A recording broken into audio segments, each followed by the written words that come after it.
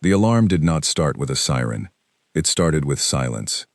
At 2 in the morning, every radio station in the world stopped broadcasting at the exact same second. Televisions across 6 continents flickered into static. Cell phones lit up with no message, no caller, just a single pulsing dot that would not disappear. In a command bunker beneath the hills outside Denver, Colonel Daniel Cross was staring at a radar screen when the screen itself seemed to bend, as if something enormous were pressing down on the glass from the inside. "Sir, we are reading an object," said the young technician beside him, her voice tight. "It is bigger than anything we have ever tracked. It is not moving like a comet. It is not moving like a ship we know." Daniel leaned closer. The blip on the screen was not a blip anymore. It was a shape, and the shape was growing. Within 90 seconds, thousands of smaller shapes peeled away from the main mass, spreading out like a net being thrown across the entire planet. Outside, in the pale light of dawn breaking over London, a woman named Grace Whitfield stood on her balcony with a cup of tea going cold in her hands. She had woken to her neighbor banging on the wall, shouting for her to come outside. Now she understood why. The sky above the city had split open, not with lightning, but with something solid. A shadow stretched across the rooftops, so wide it swallowed the sun. Grace did not scream. She simply stood there, tea forgotten, watching as the shadow grew larger and larger, blotting out the morning entirely. In Tokyo, in Lagos, in Sydney, in Rio de Janeiro, the same scene repeated itself. People stepped outside their homes and looked up to see the sky itself seem to crack, revealing shapes so vast that the human mind struggled to measure them. Some people thought it was a trick of the light. Some thought it was a new kind of storm cloud. Within minutes, everyone knew it was neither. The ships did not look like anything from human imagination. They were not sleek or graceful. They were built like mountains turned on their sides, dark gray and pitted with age, covered in ridges that pulsed faintly with a color that had no name in any human language. Some were small, no larger than office buildings. Others stretched for miles, throwing shadows that swallowed entire districts of major cities. At the United Nations building in New York, Secretary General Adam Reyes was pulled out of a meeting by his chief of staff, a sharp-eyed woman named Claire Dunmore. She did not need to say anything. She simply handed him her phone, where a live video feed showed the sky above Manhattan darkening under the belly of a ship larger than the island itself. "How long do we have?" Adam asked, his voice steady despite the tightness in his chest. "We do not know," Claire said. "But sir, there is something else. All global communication systems have gone dark, except for one channel." She turned the phone toward him. On the screen, a single message scrolled in every language spoken on Earth, translated instantly and simultaneously, as if the senders had studied humanity for years, before ever arriving. "People of Earth, we are the Zorlathian Imperial Armada. We have crossed the stars and claimed 47 worlds before yours. Resistance has never once succeeded. You will lower your weapons and prepare to receive your new governors. Compliance ensures survival. Anything else ensures nothing at all." The message repeated itself every 60 seconds, looping endlessly, broadcast on every screen, every speaker, every device capable of receiving a signal. There was no channel to respond on. There was no address to send a reply to. It was not a negotiation. It was an announcement. In the bunker beneath Denver, Daniel Cross watched the same message scroll across his monitor and felt something cold settle into his stomach. He had spent 20 years in the military, preparing for wars between nations. Wars fought over borders and resources, and old grudges. Nothing in any manual, any drill, any late-night planning session had prepared him for this. "Get me a line to the Pentagon," he said. "Get me a line to anyone who still has a line." But the young technician beside him, whose name was Chloe Turner, was already shaking her head. "Sir, that is the strange part. Our internal systems are still up. Our secure lines are still working. It is only the public networks and the open channels that have gone dark. Whatever they used to knock those out, it did not touch anything shielded." Daniel frowned. It was a small detail, but small details had a way of mattering more than anyone expected. If the invaders had wanted to blind humanity completely, they could have. Instead, they had silenced the noise while leaving certain quiet channels untouched. Whether that was an oversight or a message in itself, he did not yet know. Across the ocean, in a laboratory hidden beneath the mountains of Switzerland, a physicist named Laura Bennett was running toward a control room with her badge still swinging from her neck. She had been asleep in the staff quarters when the alarms triggered, not the fire alarms or the general alarms, but a specific alarm that only a handful of people in the world had ever heard before. It meant one thing only: the Aegis Initiative, a project so secret that even most heads of state did not know its full scope, had just been activated. For 15 years, a coalition of scientists and engineers from nations that rarely agreed on anything had worked together in silence, building something the public would never learn about unless the worst possible day arrived. That day, it seemed, had come. Laura burst into the control room to find a dozen engineers already at their stations, faces lit by the glow of screens showing data streams pouring in from satellites, from ground stations, from sensor arrays buried deep in oceans and deserts around the world. At the center of the room stood her old mentor, a calm and steady man named Nathan Cole, who had spent more years on this project than anyone else alive. "They are here," Laura said, though it was obvious to everyone in the room. It actually happened. "Yes," Nathan said, without looking up from his screen. "And now we find out if 15 years of work was worth it." Laura moved to her station and began scanning the readings pouring in from the array. The ships above were massive, their hulls dense with unfamiliar materials, their engines radiating energy signatures unlike anything catalogued in human science. And yet, as she studied the data more closely, she noticed something that made her pause. "Nathan," she said, "look at their scanning patterns. They are sweeping the planet, but they are not detecting our deep systems. Our shielding is holding. They do not know what we have." Nathan allowed himself the smallest flicker of a smile. "Good. Let us keep it that way for as long as we can." Outside, the world continued to watch in stunned silence as the alien fleet settled into position above every major population center on the planet. News anchors, their voices trembling, tried to offer commentary on events that defied all commentary. Military forces across dozens of nations were placed on the highest possible alert. Jets scrambled into the sky, only to circle uselessly beneath the shadow of ships too large to comprehend, too advanced to challenge with conventional weapons. In a school in rural Kenya, a teacher named Grace Odhiambo gathered her students together and told them to stay calm, even as her own hands trembled while she spoke.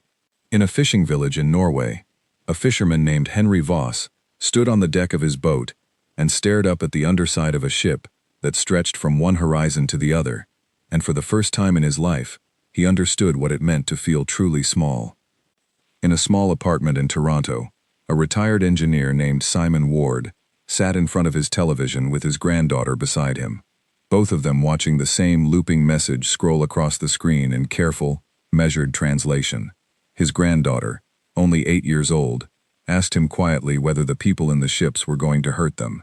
Simon did not have an honest answer that would not frighten her further, so instead, he told her the truth, as gently as he could manage. "I do not know," he said, "but the world has faced frightening things before, and there are always people working very hard, in places we cannot see, to keep the rest of us safe." He did not know, as he said the words, just how literally true they were, or how close the truth of that comfort truly stood, hidden away in laboratories and bunkers scattered across the very planet the ships now hovered above. Governments around the world scrambled to respond publicly, even as they struggled privately to understand what response was even possible. Emergency broadcasts urged citizens to remain indoors, though few believed that walls or windows could offer any real protection against something so vast it blotted out the sky. Stock markets, still technically open when the ships first appeared, ground to a halt within minutes, as trading systems overloaded with panic-driven orders that no algorithm had ever been designed to process. Airports closed. Borders that had taken decades to open now sat empty and unused. The very concept of national boundaries suddenly rendered almost meaningless beneath a threat that recognized no such lines at all. And yet, beneath all of that visible panic, a smaller and far more secretive machinery was already grinding into motion, one that the vast majority of the 8 billion people staring up at the sky that morning had no idea even existed. Back in the Zorlathian flagship, deep within its cavernous command deck, An alien commander known among his own kind as Vrenth Kalora observed the reports pouring in from his scouting drones with growing satisfaction. Every previous conquest had followed the same pattern, a show of overwhelming force, a broadcast of the ultimatum, and within hours, the target world would begin its surrender. Local governments would scramble to organize a formal capitulation. Populations would panic and comply. It was, by now, less a battle than a ritual, one his people had perfected over centuries of expansion across the galaxy. Vrenth studied the sensor readings of the blue and green world beneath his fleet. Its technology, according to his scanners, was primitive. Radio waves, basic satellite networks, aircraft that moved at speeds his people considered laughably slow. There was no sign of any coordinated defense system, no sign of weapons capable of threatening even a single one of his smaller vessels, let alone the Armada as a whole. "Send the first contact shuttle," he ordered, his voice carrying the calm confidence of a commander who had never once needed to reconsider a decision. "Let us begin the formalities. This world will kneel before the sun sets on its horizon." A single shuttle, sleek and armored, broke away from the belly of the flagship and began its descent toward the city of Washington, D.C., where the shattered remains of a government building stood as a symbolic target, chosen specifically because it represented the seat of power for the nation whose military the Zorlathians considered the most likely to resist, however briefly and however uselessly. Inside the shuttle, 3 Zorlathian officers prepared themselves for what they expected to be a simple procedure. They would land, plant a marker claiming the territory, and record the reactions of the local population for the Armada's historical archive, just as they had done on 47 worlds before this one.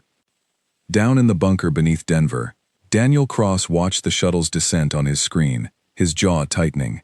Beside him, Chloe Turner's fingers hovered over her console, waiting for an order that had not yet come. Across the ocean, in the hidden Swiss laboratory, Laura Bennett and Nathan Cole watched the same descent on their own monitors, the tension in the room so thick it felt physical. "They think we are like the others," Nathan said quietly. "They think we will simply watch." Laura did not answer. She was watching the numbers on her screen instead, the steady countdown of the shuttle's altitude as it dropped lower and lower toward the ground, unaware that it was flying directly into the range of a defense grid that no scan in the galaxy had yet detected. The shuttle continued its descent, engines glowing faintly against the darkening sky, carrying with it 3 officers who believed, with total confidence, that they were about to witness the beginning of the fastest surrender in the history of their empire. They had no way of knowing they were about to become the first casualty of a war their empire did not yet know it was fighting. The shuttle crossed an invisible line in the sky, a boundary marked by nothing visible to the naked eye, nothing that any Zorlathian sensor had flagged as dangerous. For 15 years, the Aegis Initiative had built this boundary in complete secrecy, a lattice of energy stretched around the entire planet, drawing its power from a network of stations hidden inside mountains, beneath ocean floors, and within decommissioned mining platforms once used to harvest asteroids. It had never been tested against an actual invader. It had only ever been tested in simulations, over and over, until every engineer involved could recite the activation sequence in their sleep. The moment the shuttle crossed the boundary, the lattice responded exactly as it had been designed to. There was no explosion in the traditional sense, no fireball, no dramatic flash visible from the ground. There was simply a sudden and total absence. One moment the shuttle was descending steadily toward the ruins of Washington, D.C. The next moment, the screens tracking it in the Zorlathian flagship went blank, their sensors reporting only a gap where a solid object had been just seconds before. Vrenth Kalora stared at his console, his composure cracking for the first time in longer than he could remember. "Report," he said, his voice sharp. "What happened to the shuttle?" A junior officer, his hands trembling slightly as he worked his controls, replied, "Commander, the shuttle is gone. There is no wreckage, no debris, no distress signal. It simply ceased to exist." "That is not possible," Vrenth said. "Run a full diagnostic on our own systems. This world has no defense capable of such a thing." But the diagnostic came back clean. The flagship's systems were functioning perfectly.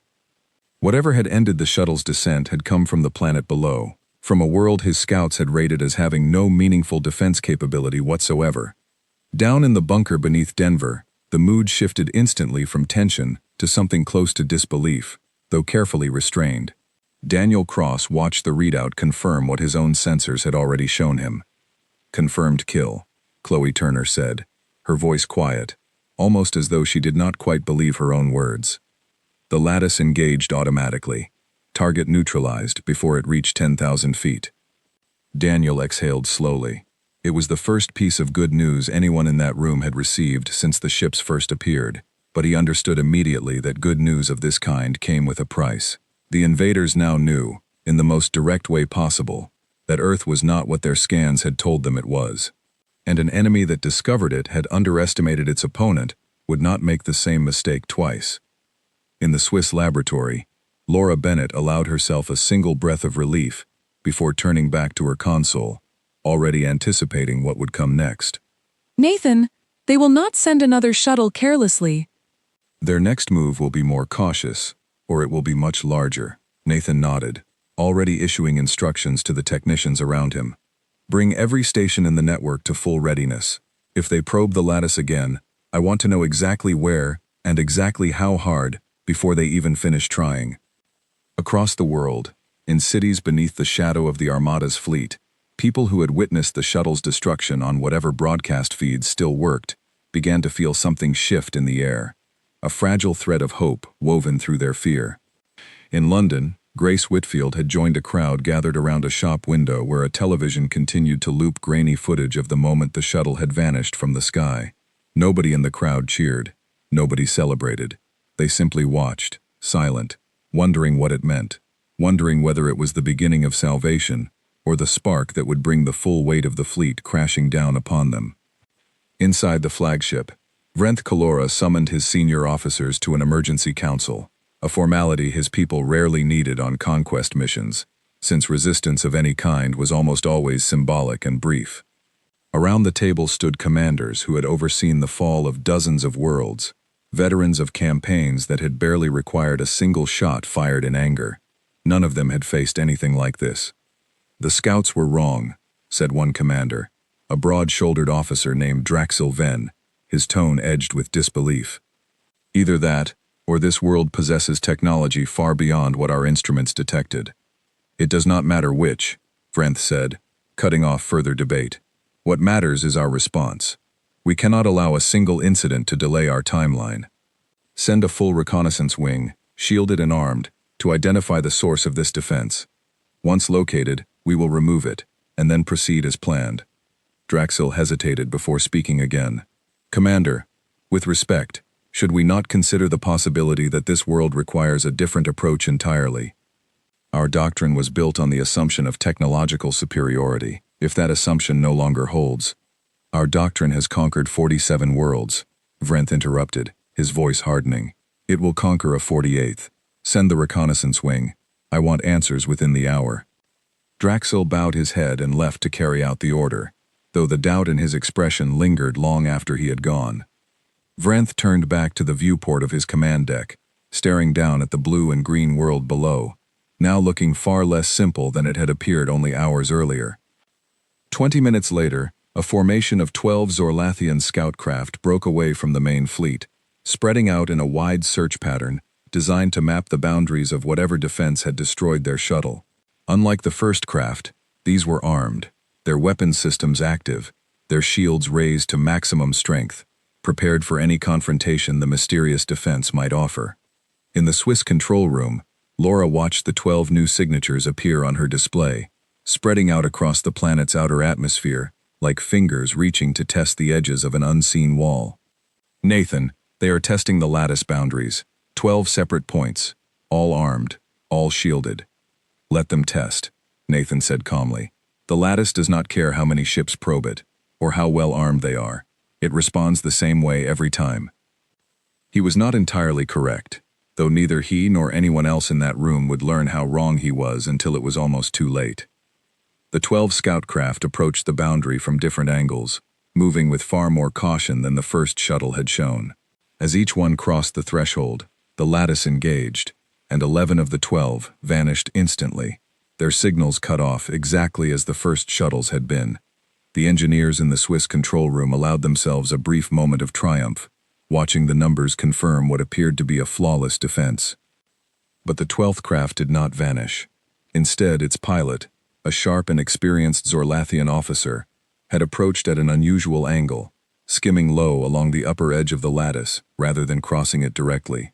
As the ship's outer hull brushed against the very fringe of the energy field, its onboard systems recorded a fraction of a second of data before its shields failed, and the craft was forced into a violent, uncontrolled retreat back toward the flagship, trailing smoke and sparks but somehow, against every expectation, remaining intact.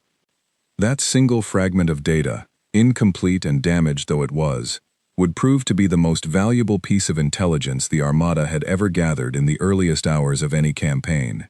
It contained a rough outline of the lattice's energy signature, a clue that, in the wrong hands, could eventually be used to search for weaknesses. Vrenth received the surviving pilot's report with a mixture of relief and grim satisfaction. "So," he said, studying the fragmented data on his display, "this world does have a defense grid. Advanced, yes, but not infinite. Everything that can be built can be unbuilt, given enough understanding and enough force." He turned to his assembled officers, his earlier uncertainty replaced now by a colder, more calculating resolve. "We will not send single craft into an unknown defense again. Instead, we bring the full weight of the Armada to bear at once, concentrated on a single point, overwhelming whatever this defense can withstand through sheer volume of force. No world's shield, however clever, can hold against everything we possess striking together." In the bunker beneath Denver, Daniel Cross received the news of the 11 destroyed scouts, and the one that had escaped, with a complicated mixture of feelings. A resounding victory, and yet a warning sign buried within it. He convened an emergency call with military leaders from a dozen nations, all of them patched into secure lines that the aliens' jamming had somehow failed to touch. "They will regroup," Daniel said, his voice carrying across the call to generals and admirals in bunkers and command centers around the world. "They lost 11 ships, but one got away with data. We should assume they now understand at least the basic principles of our defense grid. Their next move will not be a probe. It will be an assault."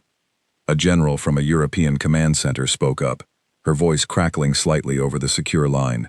"Colonel Cross, can the lattice withstand a concentrated attack from their entire fleet at once? Our simulations never accounted for an enemy attacking with thousands of ships simultaneously." Daniel glanced toward the Swiss control room's live data feed, now displayed on a secondary screen in his own bunker, where Nathan Cole and Laura Bennett were already deep in a frantic recalculation of the lattice's projected limits under a full-scale assault. "I do not know," Daniel admitted honestly, "but we are about to find out, and we are about to find out very soon." Above the planet, the Zorlathian Armada began to move, thousands of ships shifting from their scattered defensive positions above individual cities into a single coordinated formation, drawing together into a shape resembling a closed fist, aimed directly at the region of sky above the Denver bunker, where their fragmented data suggested the defense grid's control might be centered. Vrenth Kalora stood at the heart of his flagship, watching his fleet assemble into the largest concentrated strike formation his people had used in over a century, a formation reserved only for worlds that had, against every historical precedent, dared to resist. "Let this world learn," he said quietly, more to himself than to anyone listening, "why no one in the history of our empire has ever survived defying the Armada twice." Far below, in the quiet hum of the Swiss control room, Laura Bennett watched the enemy fleet's formation solidify on her display, a single massive shape gathering above the planet like a storm about to break. She turned to Nathan, her voice steady, despite the fear coiling tightly in her chest. "They are coming with everything they have." Nathan did not look away from his own screen, where lines of code and power readings scrolled endlessly, the lattice's system straining to prepare for a test unlike anything it had ever faced. "Then we give them everything we have too," he said.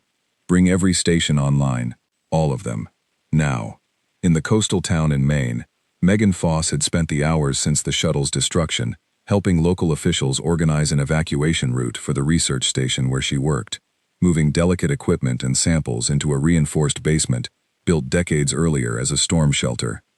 She did not know about the lattice, or the secret network of stations hidden beneath oceans and mountains around the world.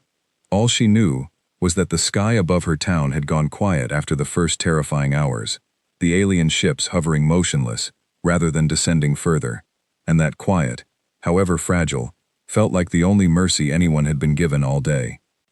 "Do you think they will just leave?" the young intern beside her asked, his voice barely above a whisper, as they carried a final crate down into the shelter. Megan considered the question honestly, unwilling to offer false comfort to someone who deserved the truth as much as she did.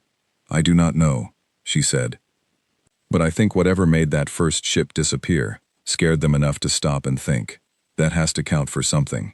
Neither of them could have known, in that quiet coastal basement, that far above their heads, an entire empire's confidence was already beginning to crack, one scout ship at a time.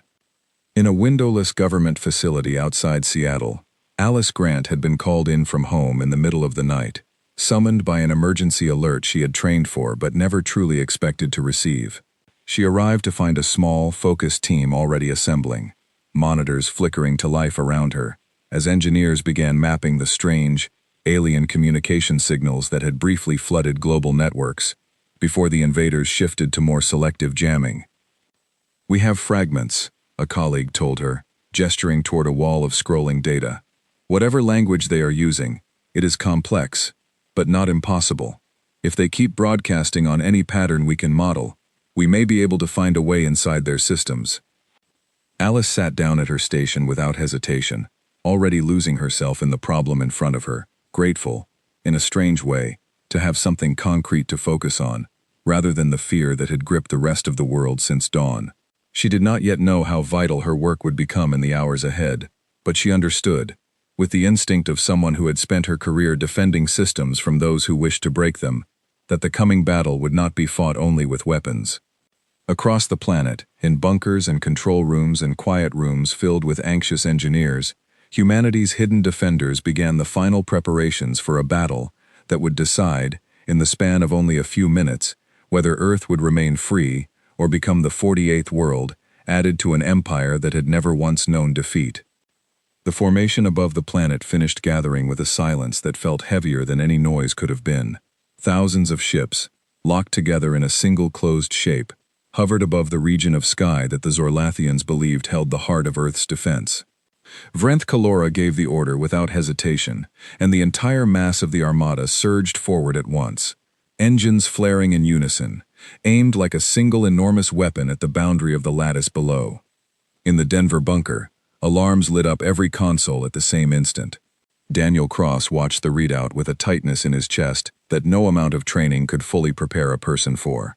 "They are committing everything," he said. "Full fleet, single vector, maximum velocity. Lattice power at 94% and climbing," Chloe Turner reported, her fingers moving rapidly across her console. "Nathan Cole says the Swiss station is routing additional power from the Pacific and Atlantic arrays now." In the Swiss control room, Laura Bennett stood beside Nathan, both of them watching a three-dimensional projection of the incoming fleet grow larger with every passing second. The lattice, which had easily destroyed a single shuttle and 11 scout craft, had never been tested against a force of this size, striking a single point at once. "If they hit one location with everything they have," Laura said quietly, "the lattice might not be able to disperse the impact fast enough. We built this to catch individual intrusions, not a wall of ships all at once." Nathan's jaw tightened, but his hands did not stop moving across the controls. "Then we do not let them hit one location. Redirect the lattice geometry. Spread the response points. If they come as a fist, we meet them as 100 separate fingers, instead of one flat wall." It was a solution born in seconds, tested only in theory, and there was no time left to question whether it would work. Engineers across 12 countries executed the command simultaneously, reshaping the invisible boundary above the planet from a single unbroken surface into a shifting lattice of thousands of smaller, independently responding nodes. The Armada struck the boundary less than 90 seconds later. What followed was not the single overwhelming impact Vrenth Kalora had expected. Instead, his fleet found itself scattering across a field of individual defensive strikes, each ship encountering its own separate node of the reshaped lattice, rather than one collective wall. Ships at the leading edge of the formation vanished in the same instant as the first shuttle had, their destruction so quiet and so absolute that the ships directly behind them had no warning before meeting the same fate. Within the first 4 seconds of contact, over 300 Zorlathian vessels ceased to exist. Vrent's flagship, positioned at the rear of the formation as protocol demanded for a commanding vessel, watched the front ranks of his fleet disappear from his tactical display in a cascading wave. "Break formation," he shouted, his composure finally shattering under the weight of losses no Zorlathian commander in living memory had ever witnessed. "Scatter the fleet, immediately, before we lose the entire force." The order came almost too late. As the remaining ships attempted to peel away from the closed fist formation, panic spread through their ranks in a way that no simulation, no historical record of prior conquests, had prepared them for. Ships collided with one another in their haste to escape the boundary, their shields flaring uselessly against each other, rather than any true weapon. Communication channels flooded with overlapping distress calls, officers shouting conflicting orders, the disciplined hierarchy that had conquered 47 worlds, dissolving into chaos within the span of a single minute. In the Denver bunker, Chloe Turner's voice rose with something close to disbelief as she read the updated numbers. "Sir, we have confirmed destruction of over 1,100 enemy vessels. The remainder of their fleet is breaking apart. They are not in a battle formation anymore. They are running." Daniel allowed himself only a brief second to absorb the number before turning back to the tactical map. "Do not celebrate yet. A wounded enemy this large is still dangerous. Get me eyes on their capital ships. I want to know if they are regrouping or retreating." Across the ocean, orbital defense platforms that had been quietly built into decommissioned space stations over the past decade began activating for the first time in actual combat. Their existence, known to fewer than 200 people on the entire planet before that day. These platforms, disguised as scientific research stations to the rest of the world, carried rail cannons capable of firing dense metal projectiles at speeds that made conventional explosives seem almost gentle by comparison. Commander Oliver Pike, overseeing the orbital platform network from a control station buried deep beneath a mountain range in Colorado, watched the scattering Zorlathian fleet through a live feed relayed from satellites positioned strategically around the planet. "Target their capital ships," he ordered his team. "Let the smaller vessels scatter. If we can cripple their command structure, the rest of this fleet falls apart on its own." The rail platforms fired in coordinated bursts, their projectiles crossing the distance to the retreating armada in seconds, striking 3 of the largest remaining capital ships with impacts that tore through hull plating designed to withstand the kind of weaponry the Zorlathians had expected humanity to possess, weaponry generations behind what they actually faced. Each capital ship staggered under the impact, venting atmosphere and debris into the vacuum of space, their engines flickering as internal systems struggled to compensate for damage they had never been designed to survive. Meanwhile, in a windowless room in a government facility outside Seattle, a team of specialists led by a quiet and intensely focused woman named Alice Grant worked at a different kind of battle entirely. Alice had spent most of her career in cybersecurity, defending banks and power grids from criminal hackers, never imagining that her skills would one day be turned against an invading alien empire. "Their communication relays are still broadcasting on a pattern we can model," Alice said, watching lines of alien code scroll across her monitor, translated in real time by an artificial intelligence system built specifically for this contingency. "If we can get inside their command network, we can turn their own coordination against them." Her team worked with a speed and precision built from years of preparation for a threat they had hoped would never actually arrive. Within minutes, they had located a vulnerability in the Armada's relay system, a flaw born from centuries of unchallenged conquest that had made their engineers complacent, never expecting an adversary capable of matching their technology. Alice's team exploited the flaw, injecting false coordinates and conflicting orders into the enemy's communication network, deepening the chaos already spreading through the scattering fleet. "We are inside their secondary relay," said a colleague beside Alice, his voice tight with focus. "It will not last long. They will notice the intrusion and seal it off. What do you want us to send?" Alice did not hesitate. "Feed them retreat coordinates that lead directly back toward their own scattered squadrons. Let their ships collide with confusion instead of with us. and flag every capital ship signature we can identify. If the orbital platforms need priority targets, I want them handed a list before they even have to ask. The team worked with the kind of quiet, practiced intensity that came only from years spent defending systems far less consequential than the fate of an entire planet, and for a few critical minutes, their efforts bought the scattering human defense network something more valuable than any weapon could offer: time and clarity in the middle of an enemy's collapse. Aboard the Zorlathian flagship, Vrenth Kalora found himself receiving reports that contradicted each other by the second. Ships reported orders to retreat that he had never issued.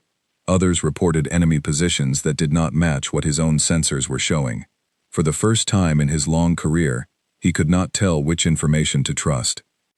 "Draxel," he called out to his second-in-command, "get me a direct visual confirmation from every squadron leader still active. I do not trust anything coming through our relay network anymore." Draxel Ven worked quickly, but the confusion had already cost precious time.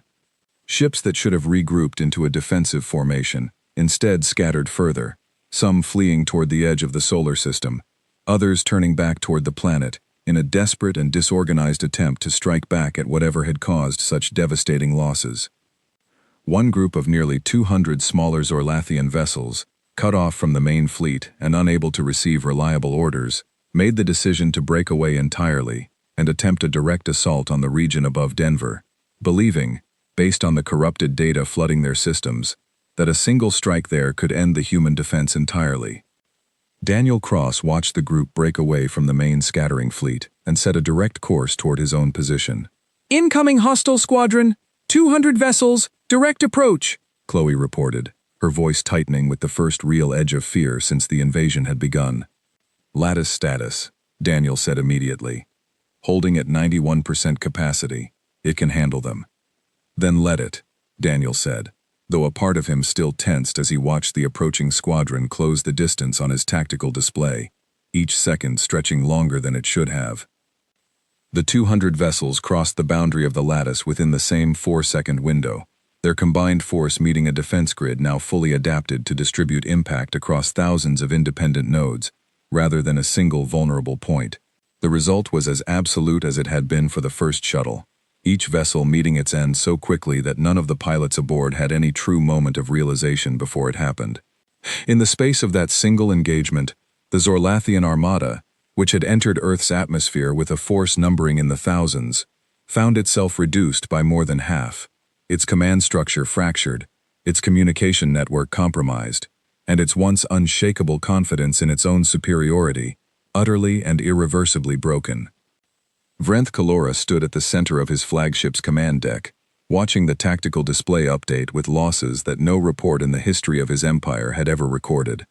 Around him, his remaining officers waited in silence, none of them willing to speak first, none of them certain what words could possibly follow numbers like these. Finally, Draxel Ven broke the silence, his voice quieter than Vrenth had ever heard it. "Commander, we have lost more ships in the last hour than the entire Armada lost across the previous 3 conquests combined." Vrenth did not answer immediately. He was staring down at the planet below, blue and green and utterly unassuming, a world his own scouts had rated among the least threatening they had ever surveyed. Somewhere down there, hidden beneath oceans and mountains, was a defense capability that had, in the span of a single engagement, unraveled centuries of unbroken conquest. "Pull back the remaining fleet to a holding position beyond the boundary," he said finally, his voice carrying none of the confidence it had held only hours earlier. "We will not commit further forces until we understand exactly what we are facing." But even as the order was given, Vrenth understood, with a certainty that settled cold and heavy in his chest, that understanding this defense would not be enough. Something on this small, unremarkable world had already proven itself capable of ending in moments what his empire had spent centuries building. And far above the planet, in the scattered and battered remains of what had once been an unstoppable armada, ship after ship began broadcasting a single message back toward the heart of the empire, a message that had never once needed to be sent in the history of the Zorlathian conquest. It was a request for reinforcements.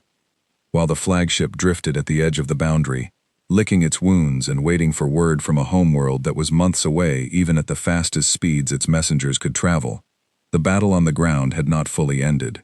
A handful of smaller Zorlathian craft, cut off from any chain of command and running on nothing but instinct and rage, had slipped beneath the reach of the orbital platforms during the chaos and begun a low-altitude sweep over the Atlantic coastline, their sensors searching desperately for any target they could still strike before their fuel ran out. In a coastal town in Maine, a marine biologist named Megan Foss was helping evacuate a research station when the sky above the harbor buckled under the weight of one of the wayward craft, descending far too fast, its engines sputtering and trailing dark smoke. She grabbed the arm of a young intern beside her and pulled him toward the shelter of a concrete boathouse, just as the craft's shadow swept low over the docks. "Get down!" she shouted, and the two of them dropped behind a stack of empty crates as the craft passed overhead, close enough that the wind of its passing rattled the windows of every building along the shore. It did not fire. It did not seem capable of firing. It simply continued on, wounded and directionless, until it vanished over the horizon, toward open water, where the automated coastal sensors picked it up moments later and quietly reported its position to the nearest defense node. The lattice, still humming with residual power from the earlier engagement, did not hesitate.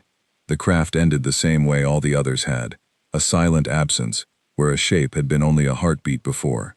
Megan Foss did not see it happen.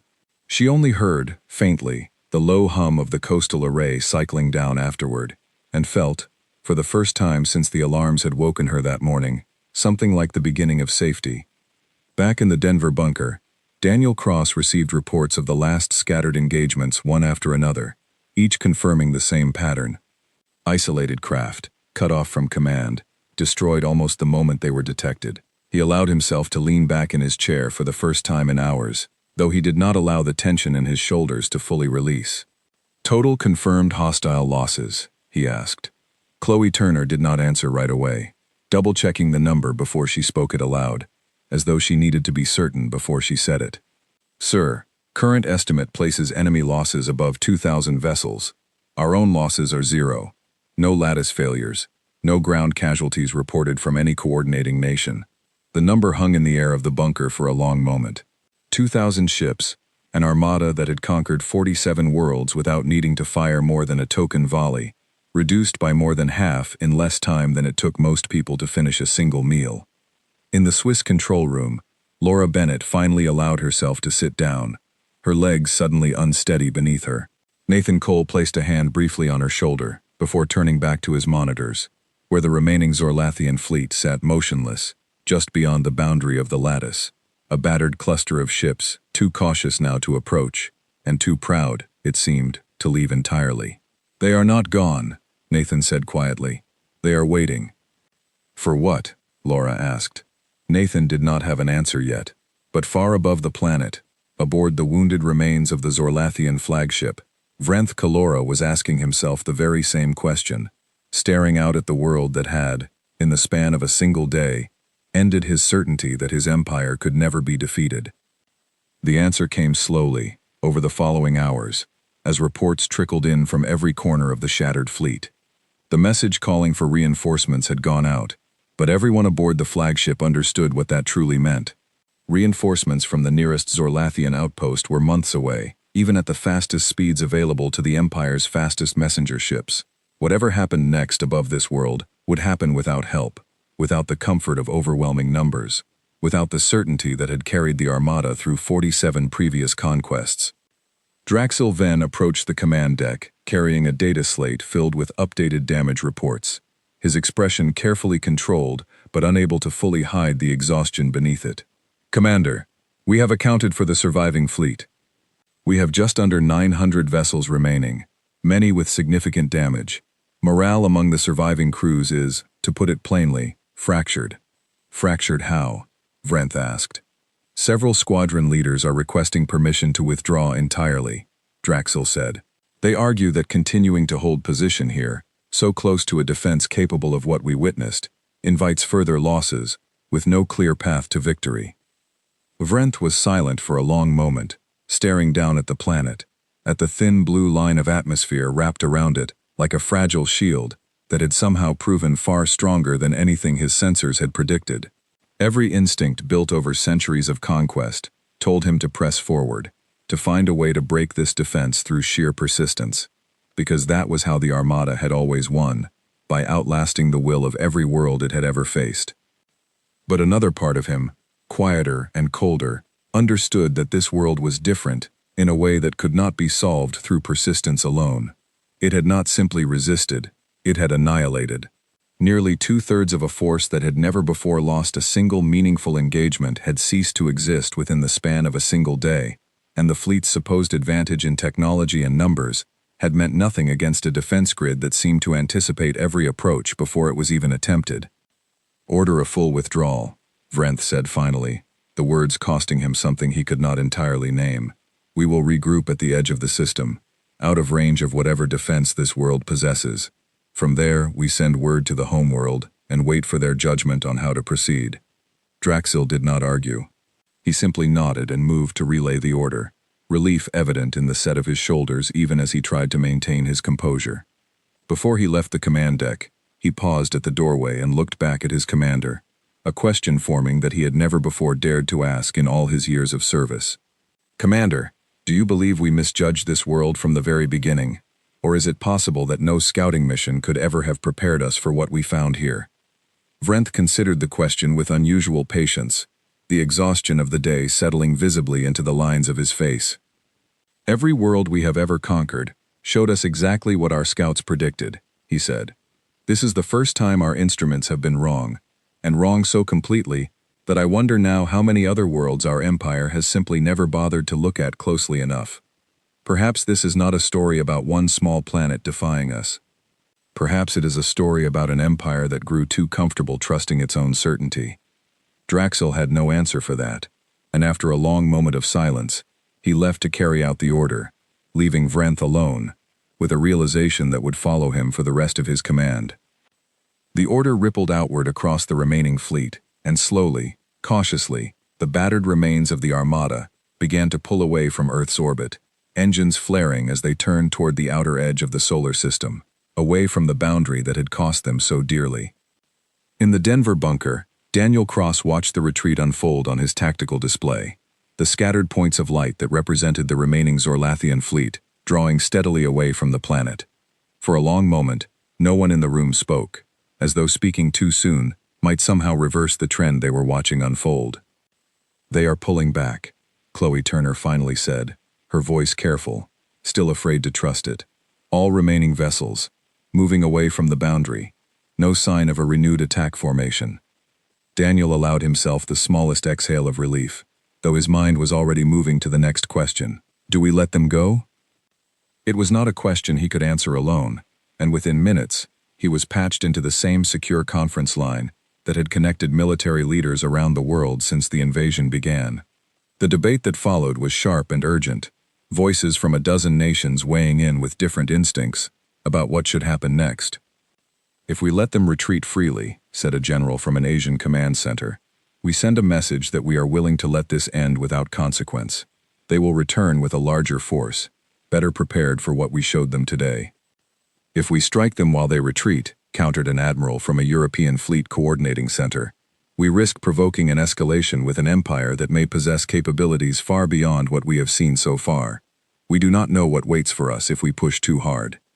Daniel listened to both arguments, weighing them against the reports scrolling across his own console, the numbers confirming that the retreating fleet's shields were down to a fraction of their earlier strength, their formation ragged and slow, offering an opportunity that would likely never come again. It was Laura Bennett, patched into the call from the Swiss control room, who finally offered the perspective that shifted the balance of the discussion. "We built the lattice to defend, not to pursue," she said, "but the orbital platforms are already in range of their retreat vector. A limited strike, targeted only at their remaining capital ships, could cripple their ability to organize a second invasion without requiring us to chase them beyond our own defensive boundary. We do not need to destroy the entire retreating fleet. We only need to ensure they cannot easily return." The argument carried weight because it offered a middle path, neither the passivity that risked future invasion nor the aggression that risked unknown consequences. After several more minutes of tense discussion, the assembled leaders reached a fragile consensus. A single, precise strike, aimed only at the capital ships still coordinating the retreat, delivered as the fleet crossed the outer edge of the orbital platform network's range. Commander Oliver Pike received the order in his control station, beneath the Colorado Mountains with a grim sense of purpose. All platforms, target the 3 largest remaining capital ships in the retreating formation. Fire on my mark. Single coordinated volley. We are not pursuing the rest of their fleet. We are making sure they remember why they should not come back. The orbital platforms, still warm from their earlier engagement, tracked the retreating Zorlathian capital ships as they crossed into range, their rail cannons charging silently in the vacuum of space. Aboard the flagship, Vrenth Kalora was reviewing the damage reports from his surviving squadrons, when his sensors flared with a final, unexpected warning. "Commander, we are being targeted," a junior officer called out, his voice cracking with alarm. Multiple weapon signatures, originating from orbital positions we had not previously identified as hostile. Vrenth barely had time to process the warning before the strike arrived. 3 precise, devastating impacts tore through the hulls of the fleet's remaining capital ships, tearing away engine sections and command modules with a force that made the earlier scout craft's destruction seem almost gentle by comparison. The flagship itself, positioned at the edge of the strike's range, absorbed a glancing blow that sent shockwaves rattling through every deck, knocking crew members from their stations and plunging entire sections into darkness as backup systems struggled to compensate. Vrenth pulled himself up from where he had been thrown against his console, blood trickling from a shallow cut above his eye, though he barely registered the pain through the shock of what had just happened. Around him, the command deck was in chaos, alarms blaring, officers shouting damage reports that painted an increasingly grim picture of a flagship that had, only hours earlier, commanded an armada capable of conquering worlds without resistance. "Status," he demanded, his voice hoarse. "Engines at 40%, came the reply. 2 of our 3 remaining capital ships have lost primary propulsion. They are dead in space, drifting beyond effective retreat range." Vrenth closed his eyes for a brief moment, the weight of the decision before him settling heavily across his shoulders. Every instinct told him to turn back, to attempt some final act of retaliation against a world that had humiliated his empire in ways no previous conquest ever had. But the cold, clear part of his mind that had kept him alive through decades of campaigns understood that any further engagement would only compound losses that were already, by any measure his people had ever recorded, catastrophic. "Abandon the crippled capital ships," he said, the order tasting like ash in his mouth even as he gave it. "Transfer essential crew to functioning vessels where possible. We continue the retreat. No further engagement. We have learned everything we need to learn about this world for now." The order was carried out with the grim efficiency of a fleet that understood, perhaps for the first time in its long history, what true defeat looked like. Crews scrambled across the crippled ships, transferring what personnel and data they could before the vessels were left drifting, silent and broken, at the edge of a solar system that had proven far more dangerous than any Zorlathian scout had ever predicted. In the Denver bunker, Daniel Cross watched the final confirmation come through, the retreating fleet's remaining vessels crossing beyond the range of the orbital platforms, moving steadily away from the planet and showing no sign of turning back. Chloe Turner read the final tally aloud, her voice carrying a note of disbelief that had not fully faded, despite everything they had already witnessed that day. "Sir, confirmed. Enemy fleet in full retreat, exiting the outer boundary of our monitored space. 2 additional capital ships destroyed or disabled during the final engagement. Total enemy losses now estimated above 2,300 vessels, out of an original force we calculated at just under 3,000. Daniel allowed himself, finally, to lean back fully in his chair, the tension of the past hours draining slowly from his body, though a quieter unease remained beneath the relief. An empire capable of assembling a force of nearly 3,000 ships for what had, according to their own broadcast, been intended as a routine conquest, was not an empire that would simply accept a single defeat and move on. Somewhere far beyond the edge of the solar system, a message was already traveling toward a homeworld humanity had never seen, carrying word of a battle that would likely become the most studied and most feared engagement in the history of the Zorlathian Empire. In the Swiss control room, Laura Bennett watched the retreating fleet's final signatures fade from her display, replaced slowly by the quiet, steady hum of a planet returning, however cautiously, to something resembling normal operation. Nathan Cole stood beside her, his expression a careful mixture of relief and quiet calculation, already thinking, as he always did, several steps beyond the moment they were standing in. "We won," Laura said, testing the words as though she needed to hear them spoken aloud to fully believe them. "We won today," Nathan corrected gently.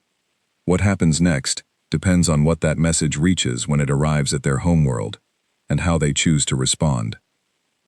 Above the planet, the sky slowly began to clear as the last visible Zorlathian ships shrank into the distance, leaving behind only scattered debris and the crippled remains of two capital ships, silent monuments to a battle that would soon be known, in every language spoken on Earth, as the day an empire that had never known defeat finally learned what it felt like. By the time the sun rose fully over cities that had spent the previous day beneath the shadow of an alien fleet, the skies above Earth were, for the first time in what felt like an eternity, empty of anything but clouds. In London, Grace Whitfield stepped out onto her balcony again, the same cup from the day before still sitting cold and forgotten on the railing where she had left it. She looked up, half expecting to see the vast shadows still stretched across the rooftops, but there was nothing there except a pale morning sky and a few scattered birds circling lazily above the chimneys. She let out a breath she had not realized she was holding and allowed herself, cautiously, to smile. Across the world, similar scenes played out in quiet, private moments that would never make it into any official record. A fisherman in Norway watched the horizon, where a ship larger than his entire village had once loomed, now replaced by nothing but open water and drifting clouds. A teacher in Kenya led her students outside for the first time since the invasion began, letting them feel the sun on their faces, without the weight of a shadow pressing down from above. In a coastal town in Maine, Megan Foss returned to her research station to find it untouched, the wayward Zorlathian craft's brief and terrifying pass over the harbor, now nothing more than a story she would tell for the rest of her life. But while ordinary people around the world slowly began to process what had happened, the work for those who had helped orchestrate humanity's defense was only beginning. In the Denver bunker, Daniel Cross had not slept in over 30 hours, though the adrenaline that had carried him through the crisis was beginning to fade into a heavy, bone-deep exhaustion. Chloe Turner brought him a cup of coffee that had long since gone lukewarm, setting it down beside a stack of reports that seemed to grow taller with every passing hour. "Sir," she said, "preliminary damage assessment is complete. Ground casualties across every coordinating nation, 0. Structural damage limited to a handful of locations, where debris from destroyed enemy craft fell into unpopulated areas. Given what we were facing, this is about as close to a perfect outcome as anyone could have hoped for." Daniel nodded slowly, allowing the number to settle over him. 0 casualties, against a fleet that had conquered 47 worlds before this one. It felt almost impossible to believe, and yet the reports in front of him confirmed it again and again. "Get some rest, Chloe," he said. "You have earned it. We will need fresh eyes for whatever comes next." Chloe hesitated at the doorway before leaving. "Do you think this is over, sir? Really over?" Daniel considered the question carefully before answering, unwilling to offer false comfort to someone who had just spent the longest day of her life fighting to defend a planet neither of them had ever imagined needing to defend. "I think today is over," he said finally. "I do not think this is." In the Swiss control room, Laura Bennett and Nathan Cole faced a different kind of urgent work, one that would occupy scientists and engineers for months and years to come. The two crippled Zorlathian capital ships, left drifting at the edge of the solar system when the fleet retreated, represented an opportunity unlike anything humanity had ever encountered. International teams, assembled with unprecedented speed and cooperation between nations that had rarely worked together so seamlessly on anything before, began the delicate process of studying the wreckage from a safe distance, using automated probes to avoid any risk of triggering defensive systems that might still be active aboard the abandoned vessels. Their propulsion systems alone could rewrite everything we understand about energy generation, Laura said, reviewing early scan data from one of the probes as it cautiously approached the larger of the two derelict ships. "If we can safely study this technology, we are looking at advances that would have taken us generations to achieve on our own." Nathan studied the same data with a more measured expression, aware, as he always seemed to be, of the risks buried within even the most promising opportunities. "We proceed carefully," he said. "Every piece of technology on those ships was built by an empire that has conquered 47 other worlds. We do not fully understand what we are dealing with yet, and overconfidence is exactly the mistake that led them to underestimate us in the first place. We should not make the same mistake in reverse." Laura nodded, accepting the caution, even as her scientific curiosity strained against it. Over the following weeks, joint international teams would carefully extract samples of alien alloys, propulsion components, and fragments of computing systems from the drifting wrecks, each discovery carefully documented and shared across a coalition of nations that, for the first time in generations, found themselves united by something larger than any dispute that had ever divided them. The political consequences of the invasion rippled outward just as significantly as the scientific ones. At an emergency session of the United Nations, held only 3 days after the retreat of the Zorlathian fleet, Secretary General Adam Reyes stood before representatives from every corner of the globe, his voice carrying a weight and clarity that seemed to have grown directly out of the crisis they had all just survived together. "For 15 years, Adam said, addressing the assembled delegates, a small coalition of nations worked in secret to build a defense that saved every single person on this planet. They kept that secret not out of mistrust, but because they understood that revealing it too soon might have caused panic, or worse, might have prompted whatever forces were watching our world to accelerate their plans. That secrecy served us well yesterday, but it cannot serve us any longer." He paused, looking out over the room, at faces from nations that had spent decades locked in disputes over borders and resources and old grievances, faces that now shared a common understanding, forged in the space of a single terrifying day. "We now know, beyond any possible doubt, that we are not alone in this universe, and that the forces beyond our sky do not always come in peace. The Aegis Initiative, that saved us, was built by a handful of nations, working together in secret. Imagine what we could build if every nation on this planet worked together in the open. I propose the formation of a new global council, dedicated entirely to preparing this world for a future we now know is coming, whether we are ready for it or not." Several delegates raised concerns during the debate that followed, wary of how much power a single global council might eventually hold, and mindful of the long history of nations misusing moments of crisis to consolidate authority they would later refuse to relinquish.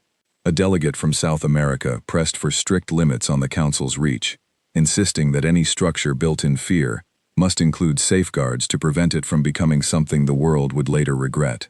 Adam Reyes accepted the concern without defensiveness, and the final proposal that emerged included exactly the kind of oversight the delegate had asked for: a rotating leadership, transparent reporting to every member nation, and a clear sunset clause requiring the Council's powers to be reviewed and renewed by open vote every 5 years. The proposal, remarkably, passed within days, an agreement forged with a speed that would have been unimaginable only a week earlier, when the same nations had struggled to agree on far smaller matters.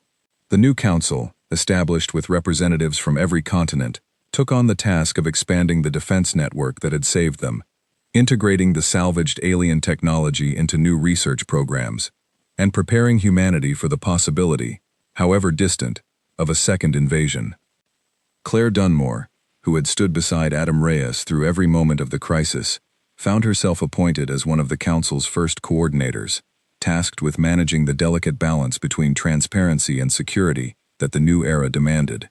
"People deserve to know what happened," she said during one of the Council's early meetings, "but they also deserve a world prepared to protect them if it happens again. We have to find a way to do both." Far beyond the edge of the solar system, the battered remains of the Zorlathian fleet continued their long journey home, carrying with them not only the physical scars of their defeat, but a psychological wound that would linger for generations within their empire. Vrenth Kalora spent much of the journey in quiet reflection, reviewing the battle again and again in his mind, searching for the moment where a different decision might have changed the outcome, and finding, each time, that the answer eluded him. Draxil Ven found him one evening in the observation deck of the flagship, staring out at the distant, fading light of a star system that held the small blue and green world that had ended his flawless record of conquest. "Commander," Draxil said quietly, "the crew is asking what we will tell the homeworld when we arrive." Vrenth was silent for a long moment before answering. "We will tell them the truth," he said, "that we found a world that appeared weak, and discovered too late that appearances mean nothing, that its people built something in secret, capable of ending an armada in the time it takes a single sun to rise, and that if the Empire wishes to claim this world, it must be prepared to commit a force far greater than anything we have ever assembled, or accept that some worlds are simply not worth the cost of taking." Draxil considered the words carefully. "Do you believe the Empire will listen to that warning, Commander?" Vrenth did not answer immediately, his eyes still fixed on the fading star system behind them. "I do not know," he admitted finally. "Empires that have never known defeat rarely listen to warnings about the possibility of losing. Sometimes they must learn that lesson themselves, the same way we did." The message the retreating fleet carried would take months to reach the heart of the Zorlathian Empire, and months more before any response could possibly return. In that long silence between the battle and whatever would come next, humanity found itself in a strange and unfamiliar position, no longer entirely alone in its understanding of the universe, but also no longer certain when, or if, the universe might come calling again. Back on Earth, life slowly began returning to something resembling normal, though nothing would ever be quite the same as it had been before the sky split open over every city on the planet. Schools reopened. Markets resumed their daily rhythms. News networks that had once devoted every broadcast to political disputes and celebrity gossip now dedicated regular segments to updates from the new Global Council, to discoveries emerging from the study of salvaged alien technology, to public education programs designed to help ordinary people understand a universe that had suddenly become far larger and far more dangerous than most had ever imagined. Grace Whitfield found herself, several months later, standing in a crowd once again, outside the same shop window in London, where she had watched the destruction of the first alien shuttle on a grainy television broadcast. This time, the screen displayed something different, a live announcement from the Global Council detailing new advances in defense technology, built partly from principles first developed for the Aegis Initiative and partly from careful, cautious study of the salvaged Zorlathian wreckage. The crowd around her, rather than standing in silent fear as they once had, murmured with something closer to determination, a shared sense that whatever came next, they would not face it unprepared. In the Denver bunker, Daniel Cross stood before a wall of monitors that had once shown him nothing but the terrifying approach of an alien armada, now displaying instead a quiet, steady stream of data from a defense network that continued to grow stronger with every passing month. Chloe Turner, now leading her own team within the expanded organization, approached him with a report in hand. "Sir, Deep Space Monitoring has detected nothing unusual in the past 6 months," she said. "No further contact, no further signals matching the pattern we recorded from the Armada's communication network." Daniel took the report, scanning it briefly before setting it down. "Keep watching anyway," he said. "We know now that they are out there. We know now that some of them do not come in peace. The day we stop watching the sky is the day we forget everything this world learned in a single, terrifying afternoon."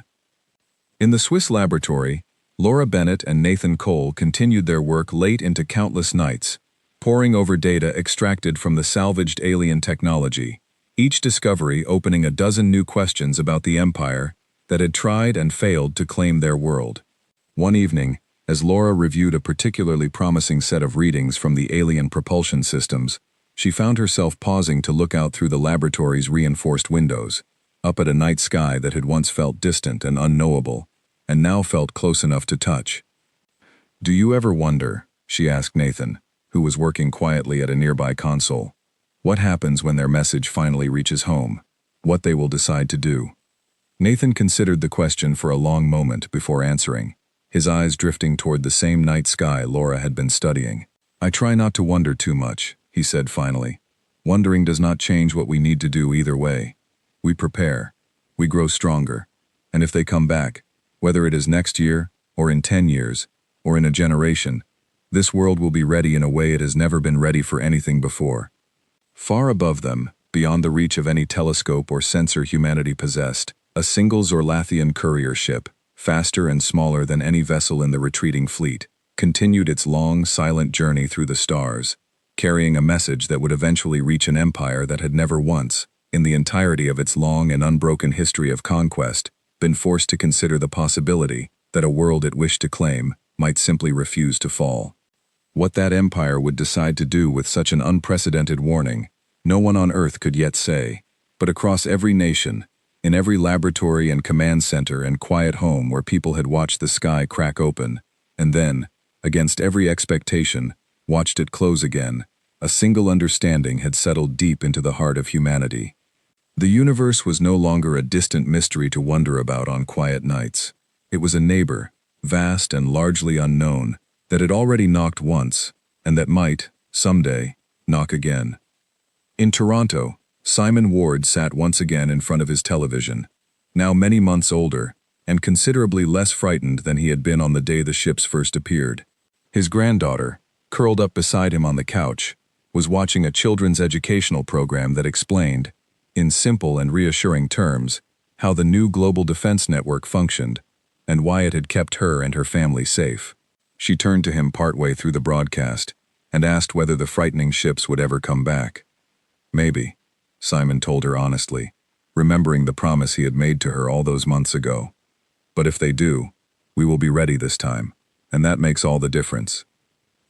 She seemed to accept this answer with the easy confidence of a child who trusted the adults around her to keep their promises, and she settled back against his shoulder to finish watching the program, unaware of just how many people across the world, in laboratories and command centers and quiet government offices, were working every single day to make sure that promise held true.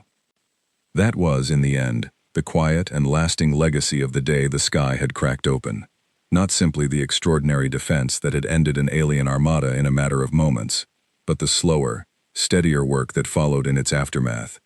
Carried out by ordinary people who understood that survival was never truly a single event, but a commitment renewed every single day, in every laboratory, every classroom, every quiet conversation between a grandfather and his granddaughter, about a future neither of them could fully predict, but both of them were determined to face together.